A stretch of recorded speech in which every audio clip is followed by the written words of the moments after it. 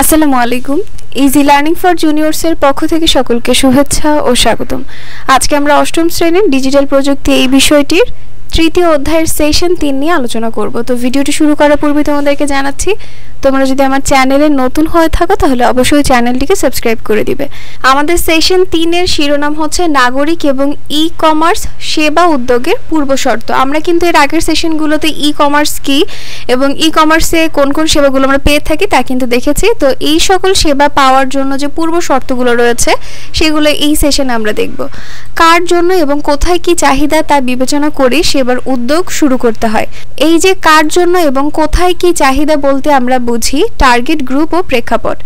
আমাদের নিশ্চয়ই মনে আছে এই বিষয়গুলো বিবেচনা করেই আমরা উপহার তৈরি করেছিলাম। এবার আমাদের সেবা দেওয়ার ক্ষেত্রেও আমরা টার্গেট গ্রুপ ও প্রেক্ষাপট নির্বাচন করব। যেহেতু এই অভিজ্ঞতায় একটি সেবা দেওয়ার পরিকল্পনা করব, তাই ক্ষুদ্র পরিসরে আমাদের সেবার টার্গেট গ্রুপ নির্বাচন করাই ভালো হবে। আমাদের আশেপাশে যারা রয়েছেন তাদেরকে আমরা টার্গেট গ্রুপ হিসেবে বিবেচনা করতে পারি। নিচের ছবিতে যাদের দেখতে পাচ্ছি তাদের শনাক্ত করে আমরা টার্গেট গ্রুপের তালিকা তৈরি করি। তো এইখানে মেইনলি আমাদেরকে কিছু গ্রুপ তৈরি করার কথা বলেছে, মানে টার্গেট গ্রুপ যাদেরকে আমরা সেবা দিয়ে থাকবো অনলাইন বা ডিজিটাল মাধ্যমে। এখানে যদি আমরা ছবি দেখি, মসজিদের সামনে আমরা একজন হতে পারে সে মসজিদের কোনো ইমাম বা মসজিদ রিলেটেড বা কমিটির সাথে যুক্ত কেউ। এরপরে আমরা শিশু দেখতে পাচ্ছি, তারপরে কেউ কাজ করছে নারী দেখতে পাচ্ছি, এখানে সবজিওয়ালা বা দিনমজুর দেখতে পাচ্ছি, এখানে গৃহবধূ দেখতে পাচ্ছি। তো আমরা নানা রকম পেশার বা নানা রকম জীবন জীবিকার মানুষ দেখতে পাচ্ছি, এদেরকে আমরা টার্গেট গ্রুপ তৈরি করব। এই ছবিটির বাইরে অন্য কারোর জন্য সেবা দেওয়া সম্ভব হলে তাদের কথাও বিবেচনা করতে পারি।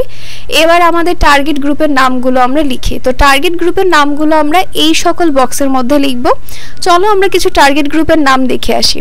প্রথমে আমরা লিখেছি শিক্ষার্থী, এরপর রয়েছে নারী, তারপর রয়েছে ব্যবসায়ী, দিনমজুর, গৃহবধূ এবং ইমাম সাহেব। এখানে আমি যে টার্গেট গ্রুপের কথাগুলো বললাম এই গ্রুপগুলো তোমরা জাস্ট এই বক্সে একটা একটা করে লিখে ফেলবে। এরপর লেখা রয়েছে উপরে শনাক্তকৃত টার্গেট গ্রুপের জন্য ব্যক্তি পর্যায়ে এলাকা ভিত্তিক কি কি সেবার চাহিদা থাকতে পারে তা শনাক্ত করি। তো এইখানে বলা হয়েছে যে আমরা তো টার্গেট গ্রুপ নির্ণয় করলাম বা বাছাই করলাম, এখন এই সকল গ্রুপের ব্যক্তিদের জন্য কি কি সেবার দরকার এবং এই সকল সেবাগুলোর ধরন কি তার জন্য আমাদের একটা কাজ করতে হবে। প্রথমে আমরা টার্গেট গ্রুপের নাম লিখব, তারপরে এই সকল গ্রুপের মানুষদের জন্য কি কি সেবা দরকার তা লিখব এবং এই সেবার ধরনটা কেমন সেটা আমরা লিখে ফেলবো। তো একটা উদাহরণ বইয়ের মধ্যে দেয়াই রয়েছে, তা হচ্ছে শিক্ষার্থী।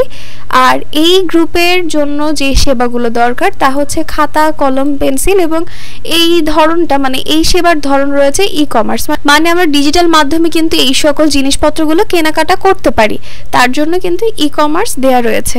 তো এরকম ভাবে আমরা কিছু গ্রুপের নাম লিখব এবং সেই সকল গ্রুপের জন্য কি কি সেবা প্রয়োজন এবং সেবার ধরনগুলো আমরা পাশাপাশি লিখে ফেলবো। তাহলে চলো আমরা এর উত্তরে চলে যাই। আমাদের উত্তরে আমরা প্রথমে শিক্ষার্থীদের দেখে ফেলেছি, এখন আমরা লিখেছি ইমাম সাহেব, তার জন্য ঔষধ ও চিকিৎসার সরঞ্জাম এটা সেবা প্রয়োজন এবং এই সেবার ধরন হচ্ছে টেলিমেডিসিন। আমরা জানি টেলিমেডিসিন হচ্ছে অনলাইন বা ডিজিটাল মাধ্যম ব্যবহার করে যে চিকিৎসা সেবা, এখানে এটা টেলিমেডিসিন হবে, ঠিক আছে। এরপর রয়েছে দিনমজুর, দিনমজুরের সেবার জন্য রয়েছে ভ্যান গাড়ি বা পোশাক, আর এটার ধরন দিয়েছি সেবার ধরন ই কমার্স।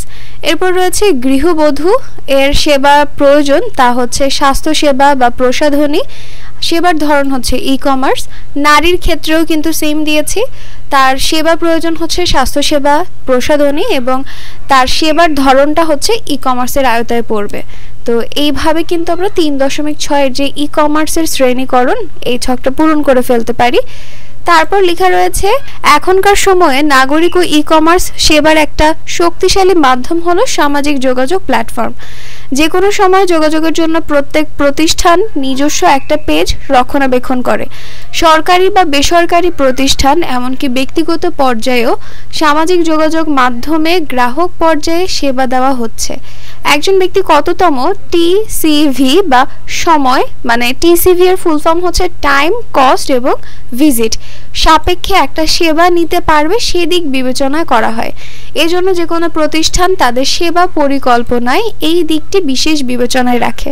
শুধু তাই না, শুরুতেই এদিকটি খেয়াল রেখে গ্রাহক বা যিনি সেবা নেবেন তার অভিজ্ঞতা জেনে সেই সেবাকে আরও সহজ করার চেষ্টা করা হয়। এরপরে লেখা রয়েছে, এবার একটি বিদ্যালয় একটি স্থানীয় কোনো সরকারি প্রতিষ্ঠানের তথ্য আদান প্রদানের জন্য সামাজিক যোগাযোগ মাধ্যমের একটি পেজ বা গ্রুপ বা ওয়েবসাইট ভিজিট করব। এখন নিচের প্রশ্নগুলোর মাধ্যমে খুঁজে বের করি যে ডিজিটাল মাধ্যমে সেবা দেওয়ার সকল শর্ত সেই বিদ্যালয়ের পেজ বা গ্রুপটি পূরণ করছে কিনা। তো এইটা তোমরা তোমাদের বিদ্যালয়ের উপর ভিত্তি করে ছকটা পূরণ করতে পারো। ছকের নাম হচ্ছে সেবার মান যাচাইয়ের চেকলিস্ট। প্রথমে রয়েছে, এই গ্রুপ বা পেজ থেকে বিদ্যালয়ে না এসেও কোনো অভিভাবক বা শিক্ষার্থী প্রয়োজনীয় তথ্য পাবেন কিনা। তোমরা তোমাদের স্কুলের কথা চিন্তা করো, তোমাদের স্কুলের যে গ্রুপটা রয়েছে বা যে ফেসবুক পেজ, বা সেখান থেকে তুমি স্কুলে না গিয়েও তোমার অভিভাবক বা তুমি কোনো তথ্য পাচ্ছ কিনা যেগুলো প্রয়োজনীয় তথ্য। এটা যদি হয়ে থাকে তাহলে হ্যাঁ, যদি না হয় তাহলে না। তো আমি দিলাম যে হ্যাঁ, আমি প্রয়োজনীয় তথ্যগুলো স্কুলে না গেলেও পেয়ে থাকি। পরের প্রশ্ন হচ্ছে, যে কোনো প্রশ্ন বা জিজ্ঞাসার জন্য তাৎক্ষণিক যোগাযোগ করা যায় কিনা। তো এটা আমি ধরে নিলাম যে হ্যাঁ, তাৎক্ষণিক যোগাযোগ করা যায়। এরপর রয়েছে, শিক্ষা বিষয়ক সাম্প্রতিক সকল তথ্য, নোটিশ বা বিজ্ঞপ্তি শেয়ার করা হচ্ছে কিনা। আমি দিলাম যে হ্যাঁ, করা হচ্ছে। বিদ্যালয়ের সাম্প্রতিক সকল কর্মকাণ্ডের ছবি ও তথ্য দেওয়া হচ্ছে কিনা, ধরে নিলাম হচ্ছে। শিক্ষার্থী ও অভিভাবকদের অবগতির জন্য প্রকাশিত সকল নোটিশ শেয়ার করা হচ্ছে কিনা, আমি এটাতে না দিচ্ছি। তুমি তোমার স্কুলের ওপর ভিত্তি করে হ্যাঁ না দাগ দিবে। এরপর রয়েছে, বিদ্যালয়ের সাথে সম্পর্কিত সকলে এই পেজ বা গ্রুপের দ্বারা উপকৃত হচ্ছে কিনা। অবশ্যই হচ্ছে উপকৃত। এই পেজ বা গ্রুপটি বিদ্যালয়ের দায়িত্বপ্রাপ্ত কারো দ্বারা রক্ষণাবেক্ষণ ও নিরাপত্তা নিশ্চিত করা হচ্ছে কিনা, ধরে নিলাম হচ্ছে। এবং এই পেজ বা গ্রুপটি ব্যবহার বা তথ্য প্রচারের জন্য কোনো নীতিমালা রয়েছে কিনা, নীতিমালা রয়েছে। তো এইভাবে তোমরা এখানকার প্রশ্নগুলো হ্যাঁ না এর মাধ্যমে উত্তর দিতে পারো। এরপর রয়েছে, উপরের ছকের উত্তরগুলো জানা হলে এবার আমরা পূর্ব শর্তগুলো নিয়ে দলে আলোচনা করি এবং ডিজিটাল মাধ্যম ব্যবহার করে সেবা প্রদানে আমাদের কি কি বিষয় বিবেচনা করতে হবে সেগুলো শ্রেণীতে উপস্থাপন করি। তো এতক্ষণ তো আমরা নানা রকম টার্গেট গ্রুপ দেখলাম, টার্গেট গ্রুপের সেবা এবং সেবার ধরন জানলাম এবং আরও কিছু প্রশ্ন এবং তার উত্তরগুলো হ্যাঁ না এর মধ্যে দেখে নিলাম। এখন হচ্ছে আমরা দেখব এই যে ডিজিটাল মাধ্যমে সেবা প্রদান করার জন্য যে শর্তগুলো রয়েছে সেই শর্তগুলো দেখব।